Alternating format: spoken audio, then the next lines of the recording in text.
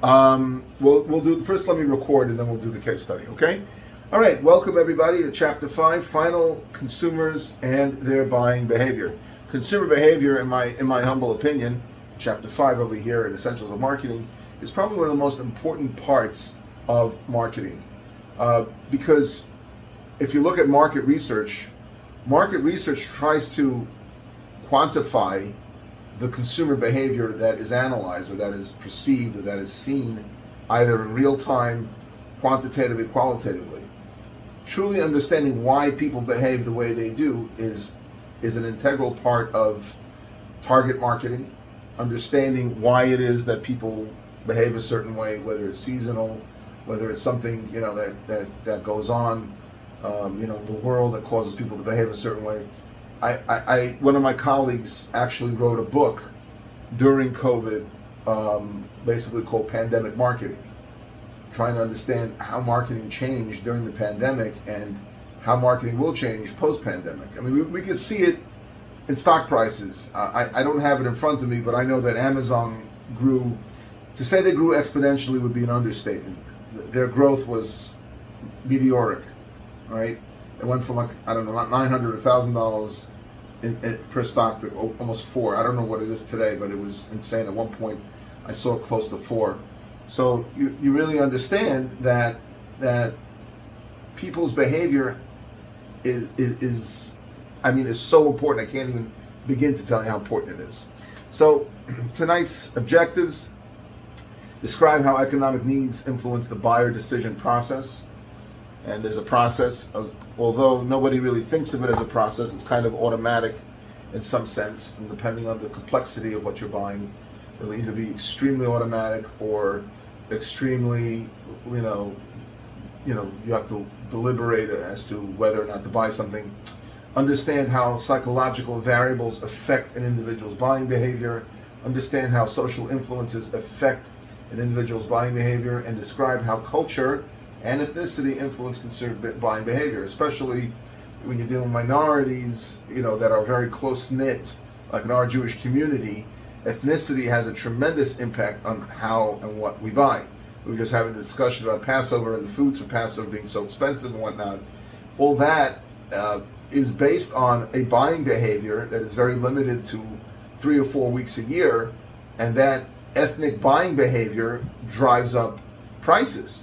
And people know the consumer behavior that exists 2 or 3 weeks before Passover is a very, very limited consumer behavior. That kind of behavior will not translate over to the rest of the year.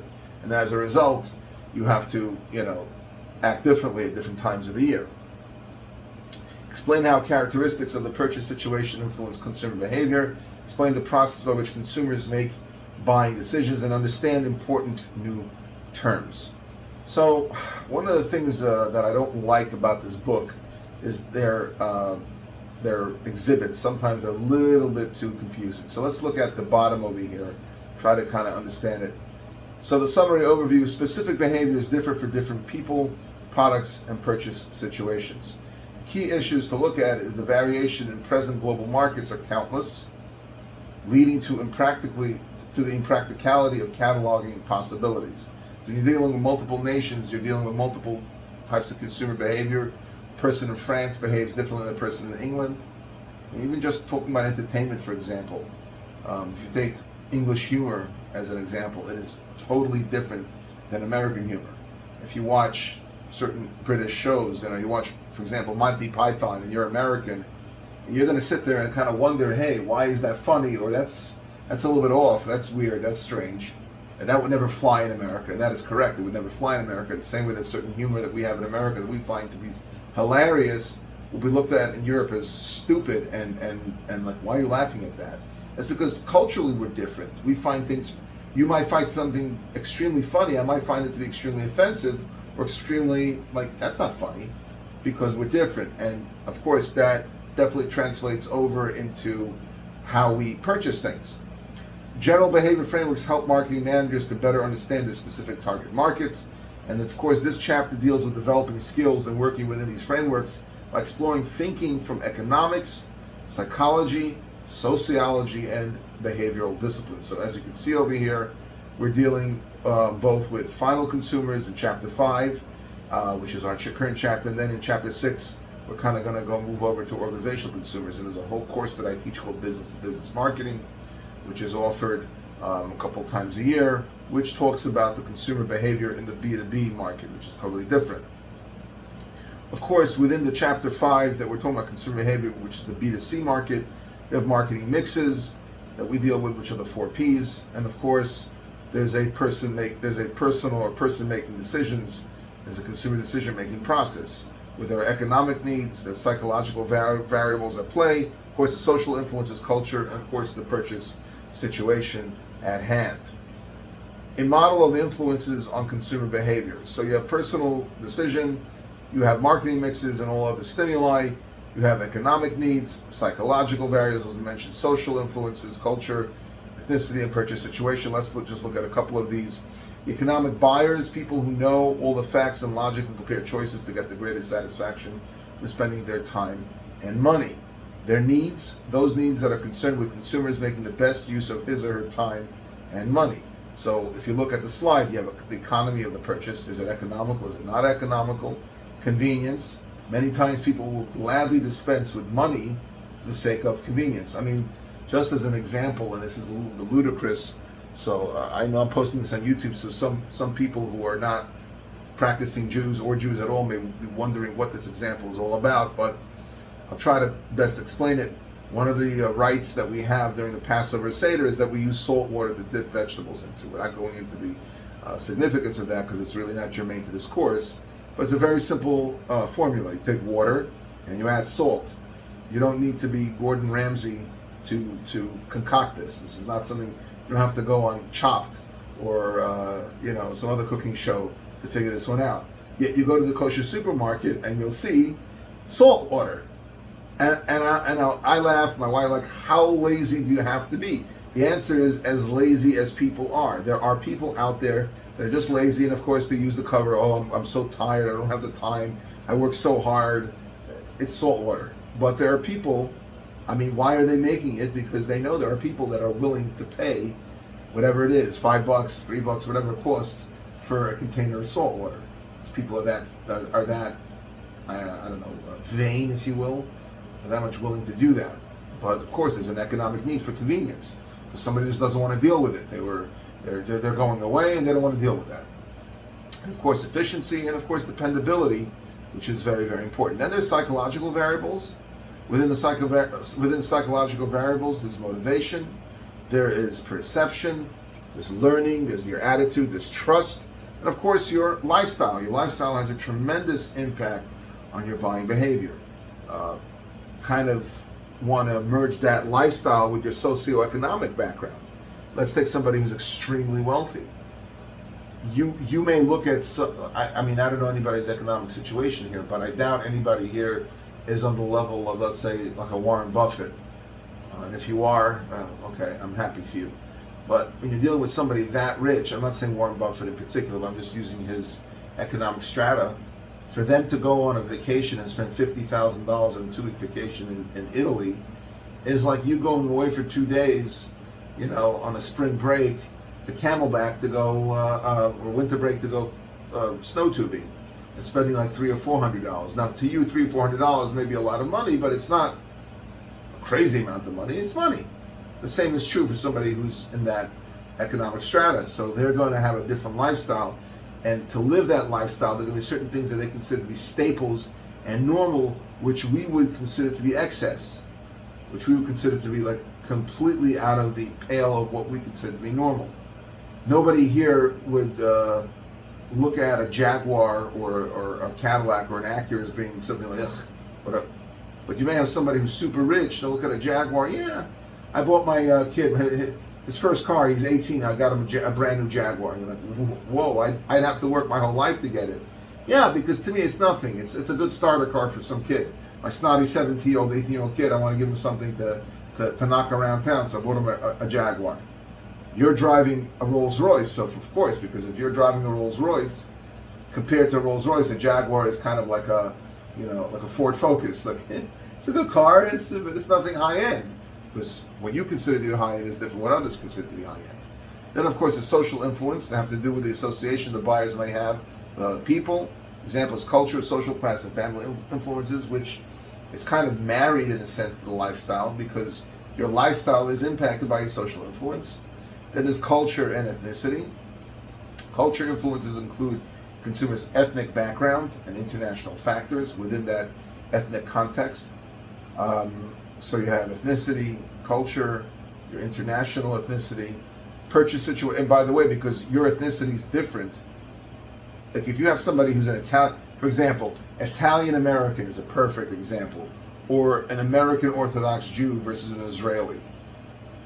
Religion-wise, an American Italian, this is just as a general example, maybe let's say a Roman Catholic, his or her Sicilian counterpart or Roman counterpart or Venetian counterpart may also just share religious affiliation. They're both Roman Catholic, both Christians, but ethnically they're going to be different. Yes, they share certain mannerisms and certain foods and certain customs, but they are going to be different. American Italian, especially somebody who's been in America for generations and their Italian heritage is there, but it's not the same as somebody who lives in Sicily or lives in Rome or Venice.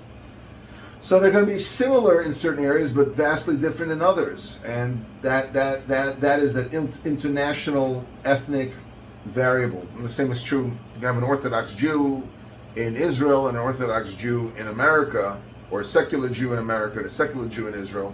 Ethnically, they're going to be different. Religious-wise, they may be the same. They may either be as observant or as unobservant as the next person.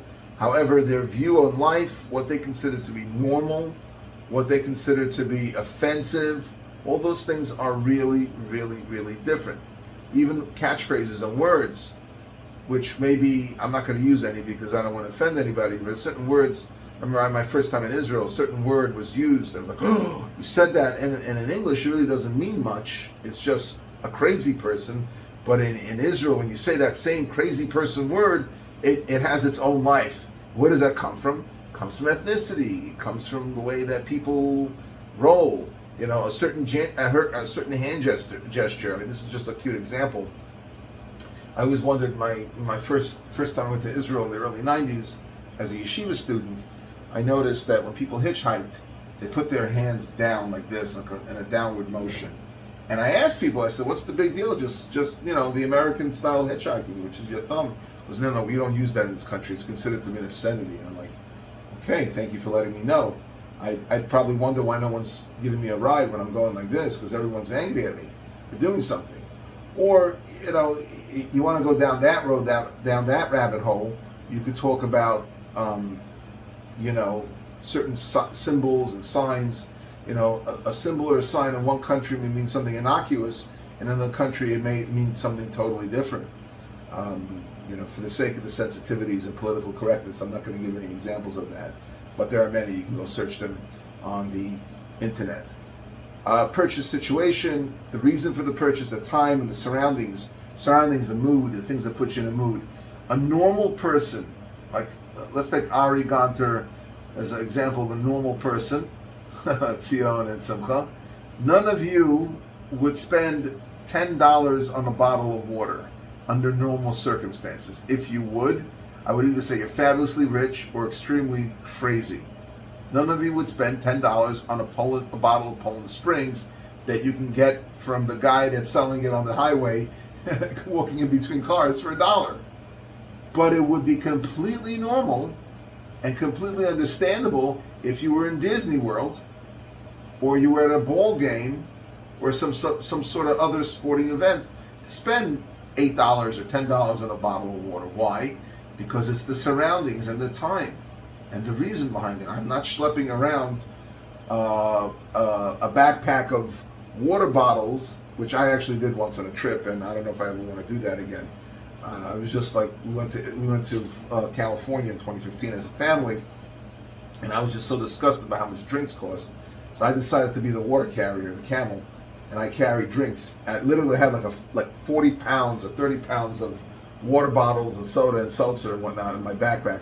And I said, you know what? It wasn't worth it. You know, in my mind, I figured, okay, look, I saved like $200 or $150 in a day, but the amount of strain on my neck and my back wasn't really, really worth it.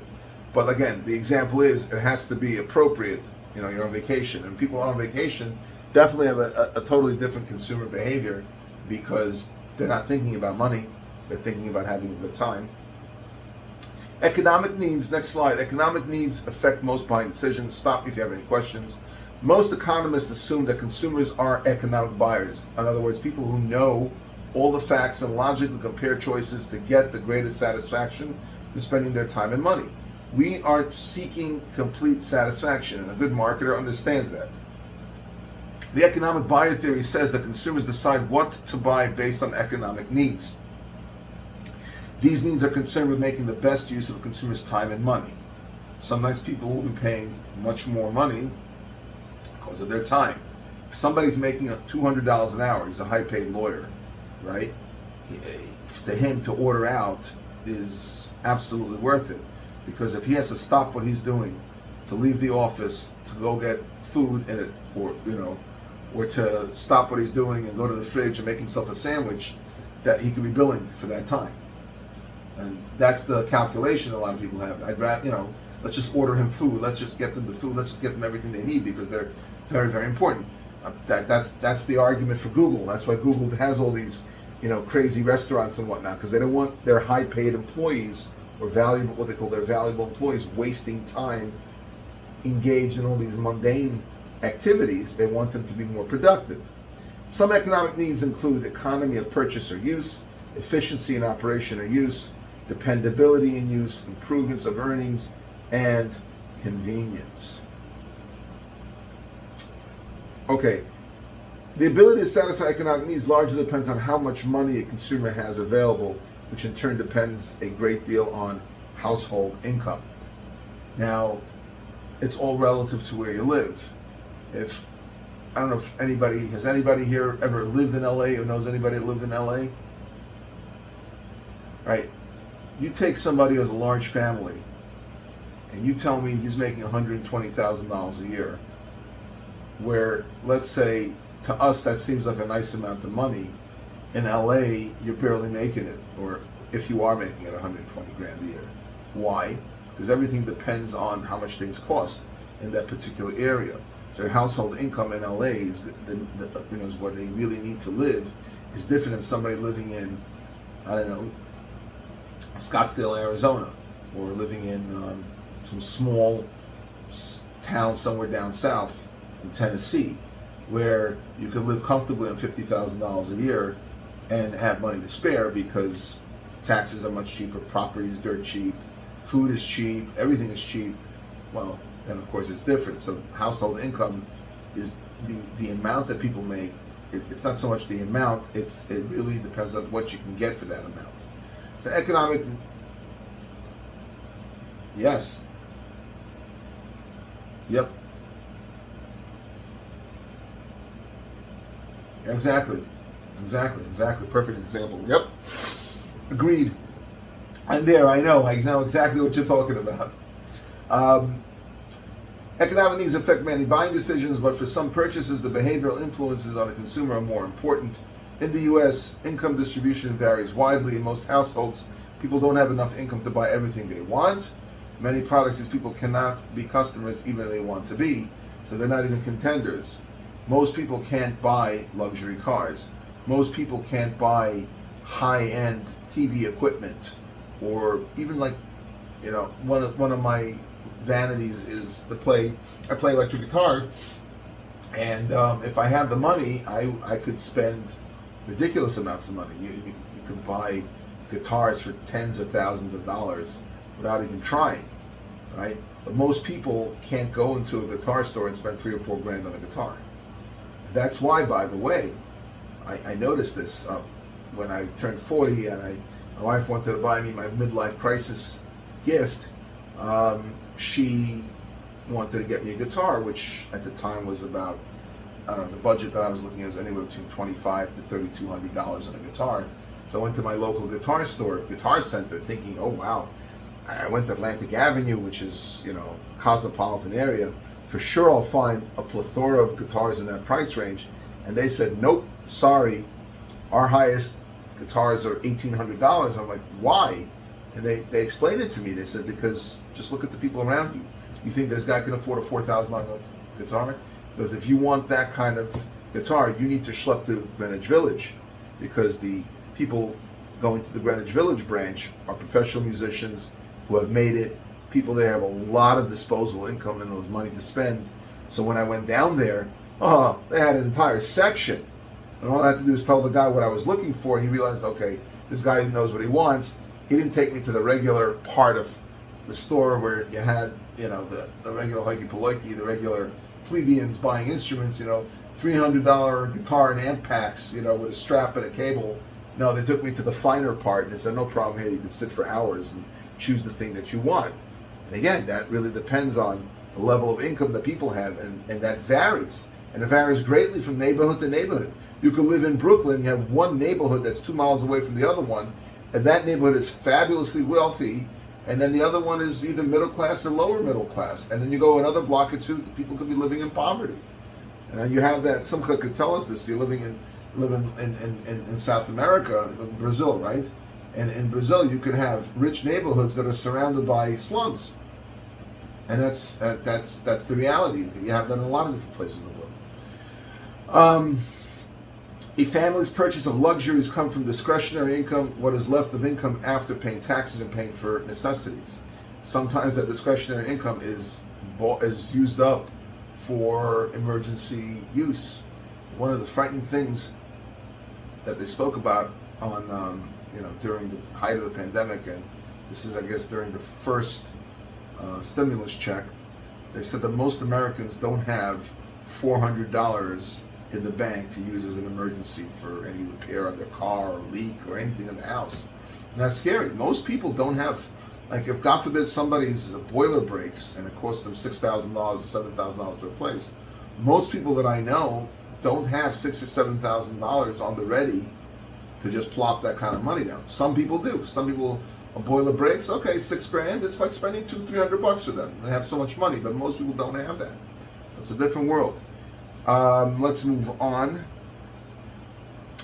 Economic needs help marketers to understand the who, what, when, and where of so many aspects of consumer behavior, buying behavior. However, economic needs often don't tell the full story, so marketers have turned to other behavioral sciences in order to consider the full range of buying influences. Consumers sometimes behave in ways that are consistent with the economist's idea of an economic buyer. A consumer who has all the facts and makes logical choices to purchase goods and services that will best fulfill their needs. As Cy Sims used to say, an educated customer is our best customer. And because a consumer that really knows what they want is going to be less likely to get ripped off and buy something that they don't need.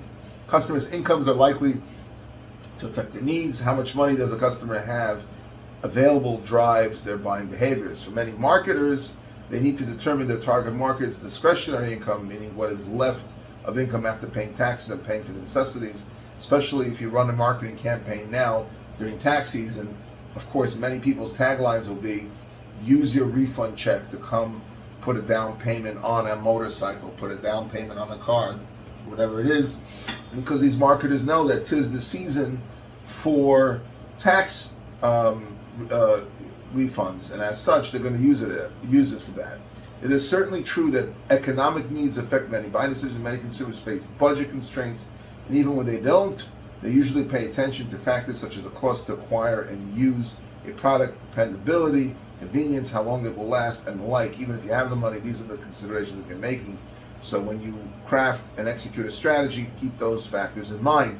And explain the behavior of individuals, consumers, the economic and or rational views. Useful, but probably too simplistic. This ad over here that we have in this picture here for Subaru, for example, focuses on safety. Automobile safety relates to several important economic needs, including the dollar cost associated with injuries.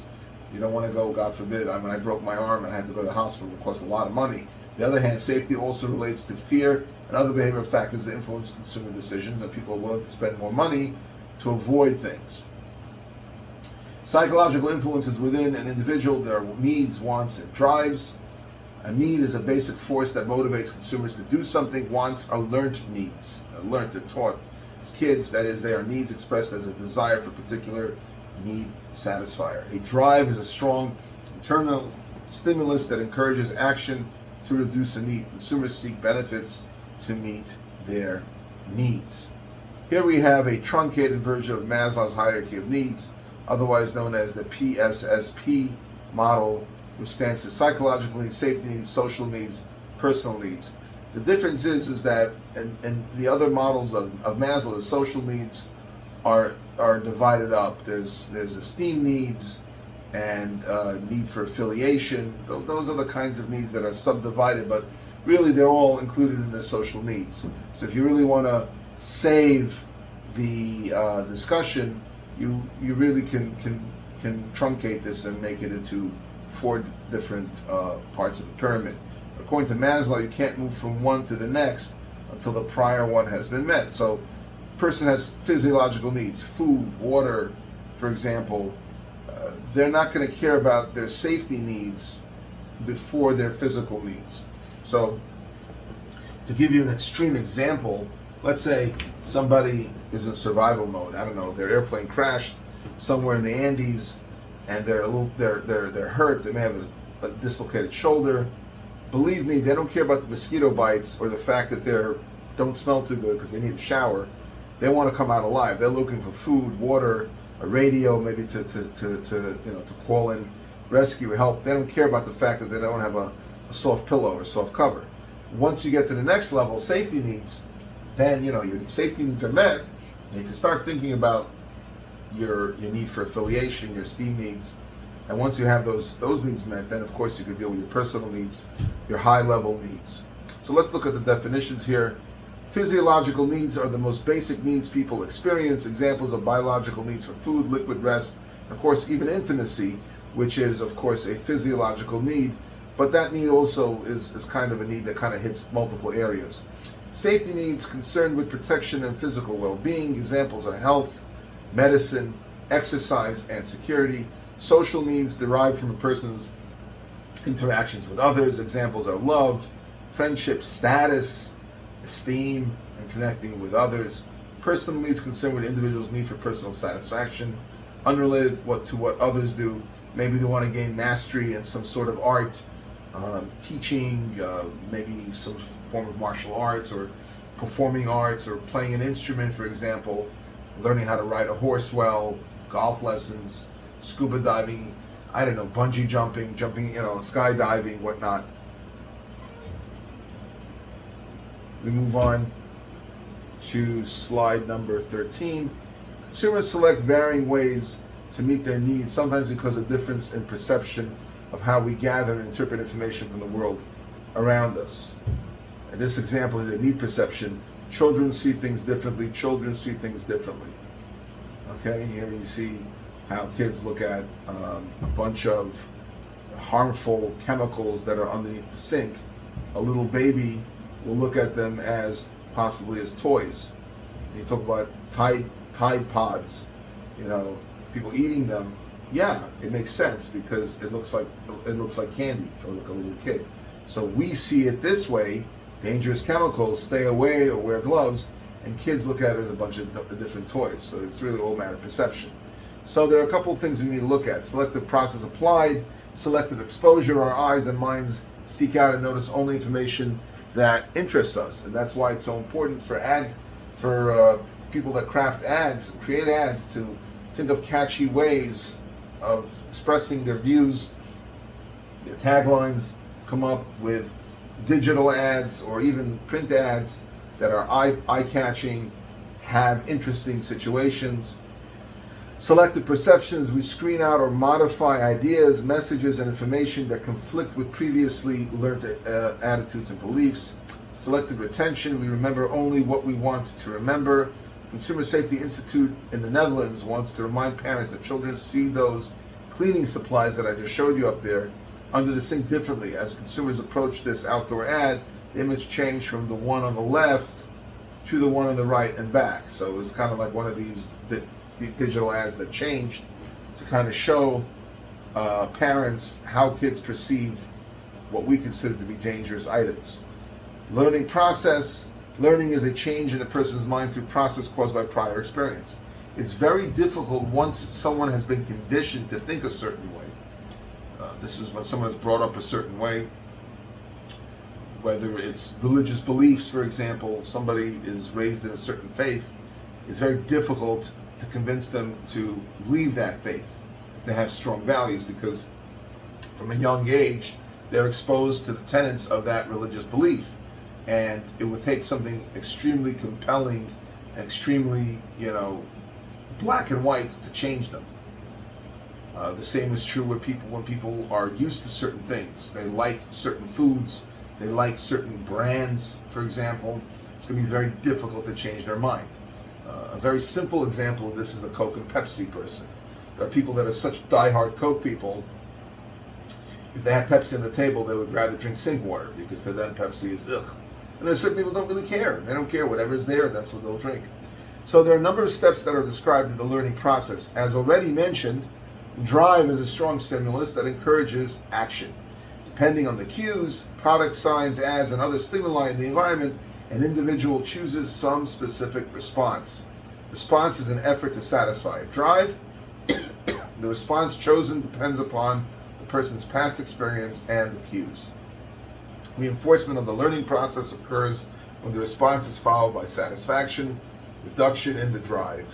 Repeated reinforcement leads to the development of a habit, making the individual's decision process routine. Let's move on. Attitudes relate to buying.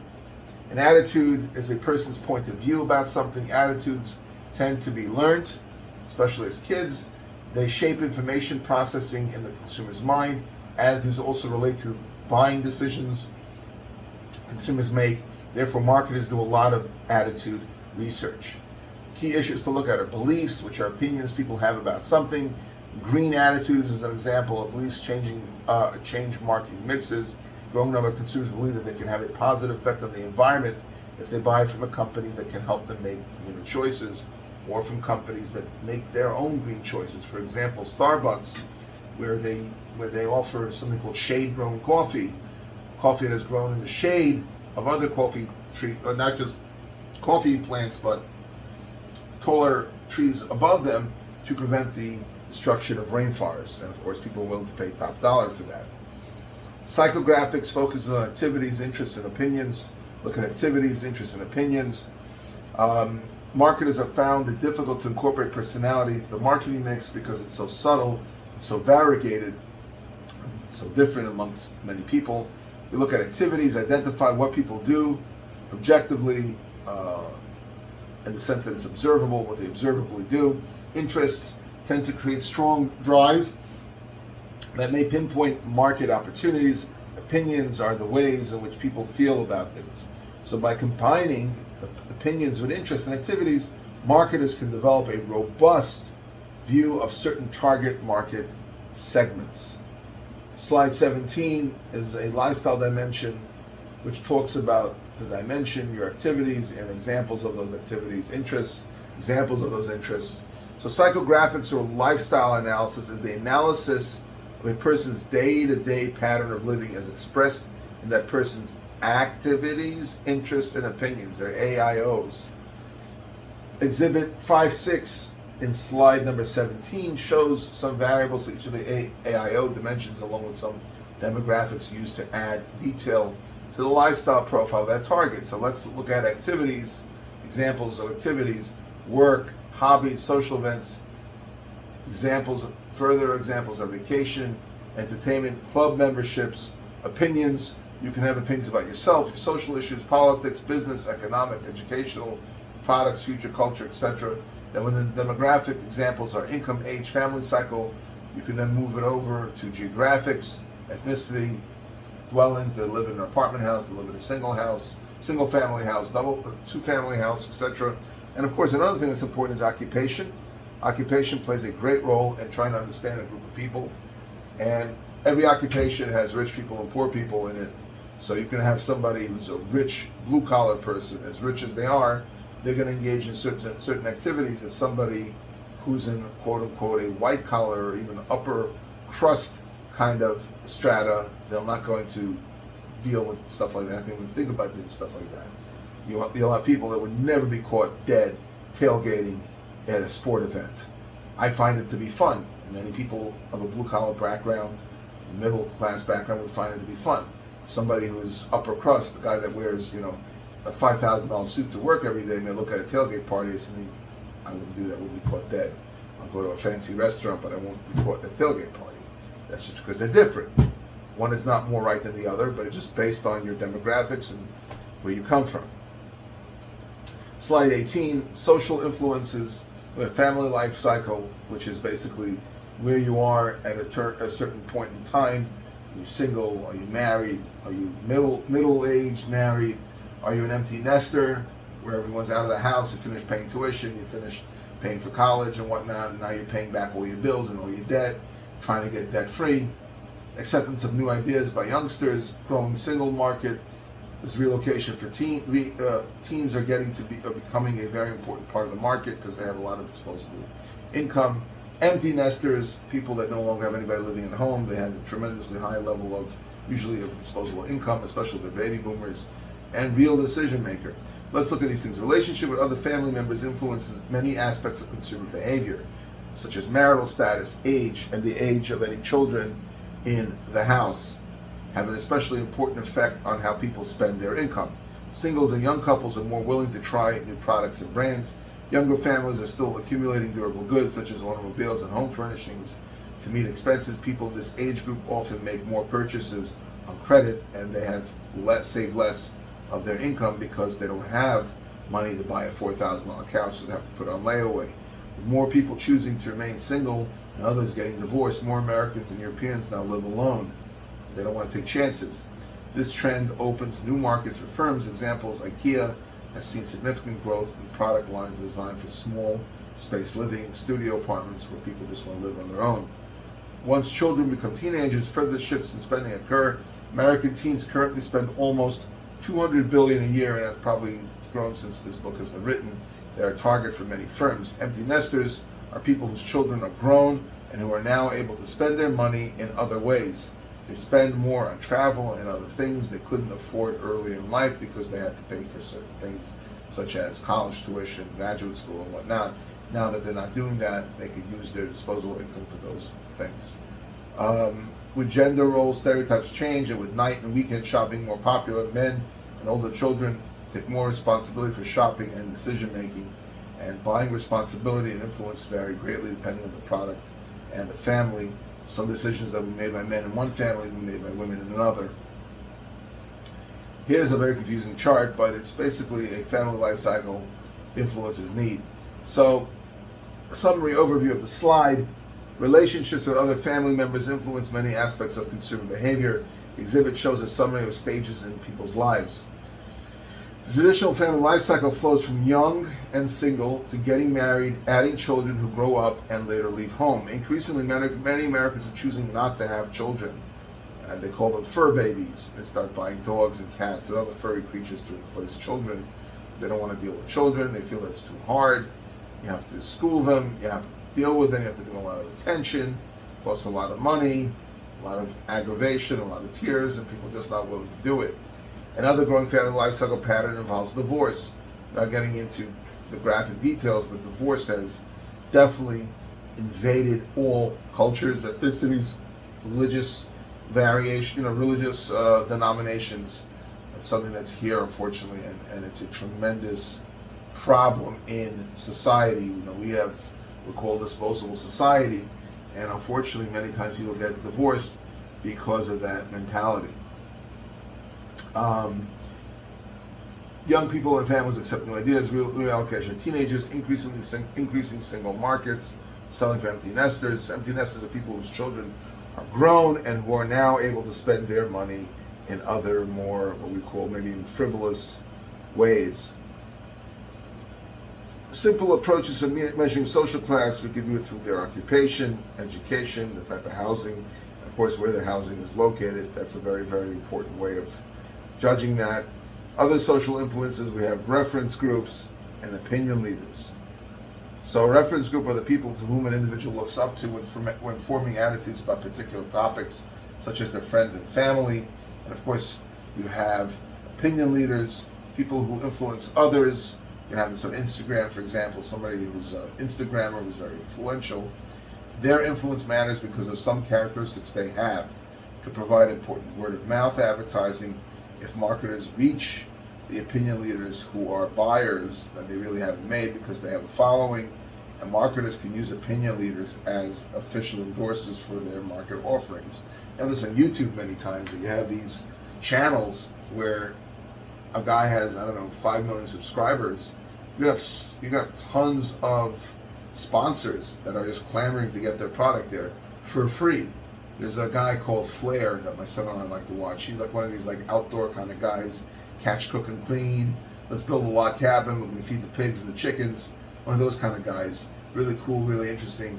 And of course, he'll have a sponsor. He'll have some sort of new earbud or some sort of wireless speaker, or maybe some other thing that some sponsor felt would sell well or would be worthwhile featuring and highlight and showcasing it on his show, because that kind of demographic is likely to see it. So yes, go ahead.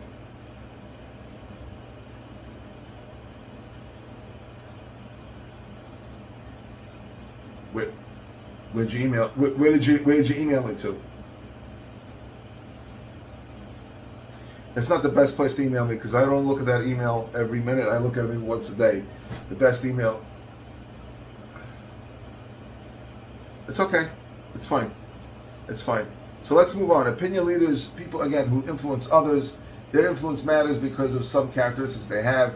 Can provide important word of mouth advertising. If marketers reach the opinion leaders who are buyers. I definitely use this every semester. I'm going to ask you guys, and this is what Sion, I was going to ask Sion to do, not now, but maybe in 2 weeks if you're on the Turo chat, is to start promote. I just mentioned the courses that I'm teaching in the summer, not even promoting it, just mentioning that he's teaching such and such courses, because the word of mouth is definitely, in my opinion, the best way to get things out there. That's the way a lot of people hear about certain courses, through chats, not necessarily through the website of the school or through catalogs or even advisors. Many times the students are already coming to the advisors knowing exactly what they want to take based on the recommendations of their friends. Correct me if I'm wrong, is that what happens? Pretty much. Slide 24, culture, ethnicity, consumer behavior. We have culture as a set of beliefs, attitudes, and ways of doing things of a homogeneous set of people, meaning people that are the same. People within culture groupings tend to be more similar in outlook and behavior, definitely true in many communities. People from different ethnic groups may be influenced by different cultural variables. This creates both opportunities and challenges for marketers.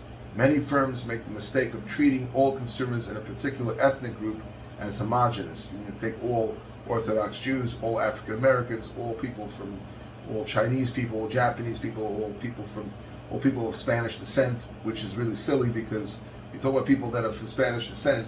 Puerto Ricans are different than Colombians. Colombians are different than Mexicans. Mexicans are different than people from Uruguay, from Paraguay, and other parts of South America. Chileans are different than Peruvians.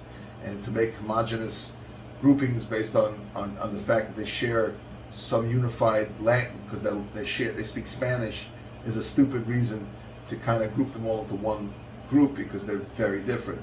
More marketers pay attention to ethnic groups now because the number of ethnic consumers is growing at a much faster rate than the overall society, especially once they get integrated more into American society and get better jobs and grow, climb the social ladder. They're no longer a force that people just ignored. Now they're a force to be reckoned with, not in a bad way, just in an opportunistic way where you could actually do business with them because they have the disposable income. But you have to understand what they need and how they need it. Marketers must respond to the trend of growing numbers of Hispanics and Asian Americans, as I just mentioned, especially Hispanics. Hispanics are going to overtake the African American,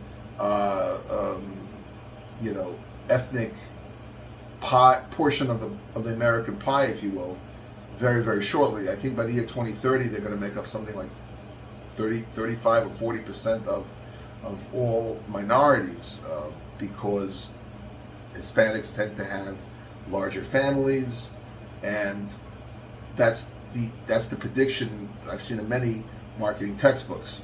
So marketers have to adjust and realize the Hispanic community is going to be a gold mine, and people should be making inroads now, not when not later on in the game. They should be making it when it's, more, they should be preparing for it rather than doing it after the fact.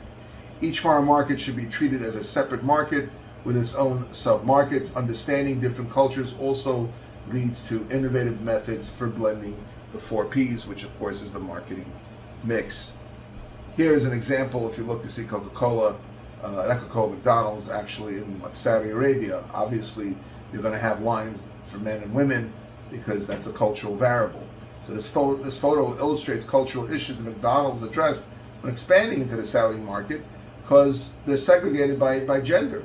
You have many ultra Orthodox Jewish communities like in upstate New York and Monroe, where you have men and women walking on separate sides of the street. And you have to understand it. That's the cultural variable, and the same will be true in Saudi Arabia. You have to respect it, understand it, and realize that it's a force to reckon with and not something to be ignored or trifled with. Individuals are also affected by the purchase situation, meaning the purchase reason can vary. Why a consumer makes a purchase can affect buying behavior. Is it a fad purchase? Is it an emergency purchase that you can't really rely on? This old joke, what do people buy before a hurricane? Plywood and beer. Why? I guess beer because they need something to calm them down during the storm. Plywood to board up the windows. But it's almost like a joke, but it's true. There's certain things that people are going to buy a lot of. And you just look at which stores did well during the pandemic. Pizza shops did amazing. If you had a pizza shop, you did not have to worry about losing business. Yes, you didn't have the business of people eating in. You may have had to let go of a couple of workers because you didn't need to have, let's say, the busboy clean because you didn't have sit-down dining. But you were pushing pies out of that oven like nothing. So what do people do when they're home for months? They buy food. Time available for the purchase also affects what happens. Physical surroundings of the purchase affects buying, as do the emotional responses they elicit or encourage. Slide 27 is a mess. So let's look at the narrative on the bottom, summary overview. Key issues are the consumer decision process begins when a consumer becomes aware of an unmet need. The consumer's problem-solving process then focuses on how best to meet that need. The web and social media raises awareness of needs. Consumers who see friends and family addressing certain needs may find themselves with new needs and wants they didn't even know they had. How a consumer solves the problem depends on the situation. Consumer may search for information, identify alternatives, decide what factors or criteria are important, and then evaluate one or more alternatives. This does not happen with basic, food needs. I mean, they're not going to sit there and, I want pizza, so let me go look at all the different pizza shops in the neighborhood and I'm going to compare them on a matrix. People are not going to do that. With more elaborate purchases, such as houses, cars, and whatnot, they will. Consumers use extensive problem solving when they put much more effort into deciding how to satisfy a need. The problem solving continuum goes from routine response behavior. You go in, you buy a bottle of milk, not much decision going into that. Limited problem solving, which is used by consumers when some effort is required in deciding the best way to satisfy a need, some sort of new product that they need or a modified product. And extensive problem solving, dealing with very expensive items, things that are of great import to the person. So of course there's a greater emphasis on deciding, on putting in research into deciding what to do. Consumers don't always seek information. Consumers don't always seek information. A routinized response involves little or no information search or identification, evaluation of alternatives, or makes smart choices that provide the best economic value because of the influence on consumer behavior. Buying can be complicated, and sometimes the complexity of all the choices cause customers to delay the purchase because they just can't process. Even if they have the money, they just don't have the time to sit there and process all the variables that they need to make that purchase. They're just overwhelmed. It's not the right timing. Consumers that do not purchase have a post-purchase experience that may provide feedback and guide. Consumers that do purchase, rather, have a post-purchase experience, sometimes good, sometimes bad. If it's bad, it's cognitive dissonance. Here we have the problem-solving continuum. We'll stick to the text on the bottom because it's easier to understand.